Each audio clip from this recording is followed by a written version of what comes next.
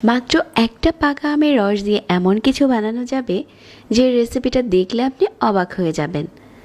আজকের রেসিপিটা অনেক বেশি সুইট আর খেতে অনেক টেস্টি হয়েছিল। একটা পাকা আম খোসা ছাড়িয়ে এভাবে করে কচলে নিয়েছি। খুব ভালো করে কচলাতে হবে।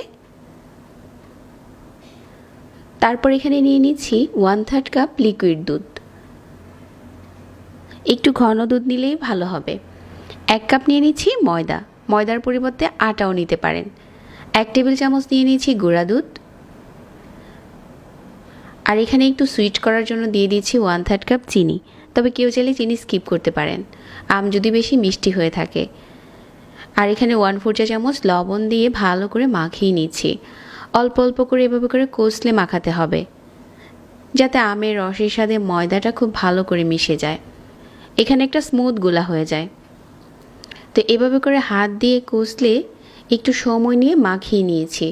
আর এগুলো থেকে এখন এরকম ছোট ছোট বলের মতো বানিয়ে গরম তেলের উপরে দিয়ে দিব। তেলটা আগে থেকে একটু চেক করে নিতে হবে কীরকম গরম হয়েছে। খুব বেশি গরম তেলে দিলে কিন্তু উপরটা খুব তাড়াতাড়ি কালার চলে আসবে আর ভিতর থেকে কাঁচা থেকে যাবে। এই জন্য অল্প আঁচে তেলটা গরম করে নিতে হবে। আর এগুলো ছাড়ার সময় চুলার আঁচ একদম কমিয়ে রাখতে হবে। একটা একটা করে এভাবে করে গরম তেলের উপরে দিয়ে দিচ্ছি।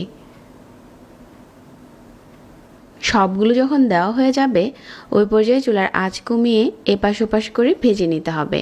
আর এগুলো কিন্তু অনেক ফুলকো হবে। আম দিয়ে এই রসালো পিঠাটা একবার বানিয়ে দেখতে পারেন, এটার স্বাদ দারুণ। আমের একটা ফ্লেভার থাকে। এপাশ ওপাশ করে নাড়িয়ে নিচ্ছি। দারুণ একটা কালারও আসবে। পাকা আমের রসে যেরকম একটা কালার থাকে ঠিক এরকম একটা কালার আসবে এটা ভাজার পর। অল্প আঁচে ভেজে নিয়েছি আর এগুলো কিন্তু এখন অনেক ফুলকো হয়েছে। পাকা আমের রস দিয়ে বিকেলের নাস্তার জন্য এর চাইতে সহজ আর কোনো রেসিপি হতে পারে না।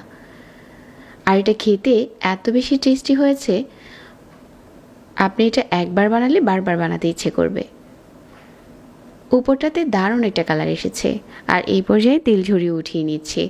মাত্র 1 কাপ ময়দা দিয়ে বিকেলের জন্য এরকম রসালো পাকা আমের বড়া বানিয়ে দিতে পারেন। অনেক বেশি তুলতুলে হয় এই বড়াগুলো খেতে। আশা করছি আজকের রেসিপিটা সহজ লেগেছে। প্রতিনিয়ত নতুন রেসিপি পেতে পেজ ফলো করতে ভুলবেন না। এখন চলুন এটা ভেঙে শেয়ার করি এটা কতটা তুলতুলে হয়েছে। পাকা আমের রস দিয়ে ঝটপট বানিয়ে ফেলুন। যারা এতক্ষণ সাথে ছিলেন সবাইকে ধন্যবাদ জানিয়ে আজকে এখানে বিদায় নিচ্ছি। আল্লাহ হাফেজ।